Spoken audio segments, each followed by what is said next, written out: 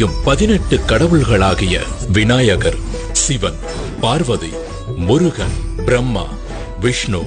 ரங்கநாதர், காளி, யமன், சூரியன், சந்திரன், செவ்வாய், குரு,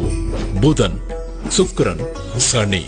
ராகு, கேது ஆகிய கடவுள்களையும் 18 தத்துவங்களாகிய காண்பது, கேட்பது, மனம், ரசனை, ஸ்பரிசம், காமம், பேராசை, குரோதம், கோபம், மோகம், மதம், மாச்சரியம், தம்பு, சாத்வீகம், ராஜசீகம், தாமசீகம், வித்யா,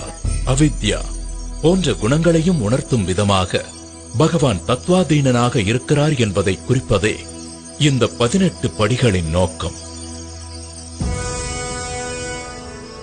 கோவில் கட்டி முடித்ததும் ஐயப்பனுக்கு எந்த வகையிலான விக்கிரகம் அமைப்பது என்ற கேள்வி எழுந்தது. அப்போது பரசுராமரே எடுத்து வந்த சாஸ்தாவின் சிற்பமான 2 கால்களையும் புத்திட்டு இணைத்து யோக பட்டத்துடன் பந்தனம் செய்த வண்ணம் தத்துவமசி எனும் சின்முத்திரையுடன் கூடிய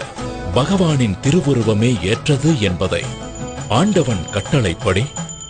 மகர சங்கராந்தி தினமான தை மாத பிறப்பு நன்னாளில் கிருஷ்ணபட்சம் பஞ்சமி திதி உத்திர நட்சத்திரத்துடன் கூடிய சுப தினத்தில்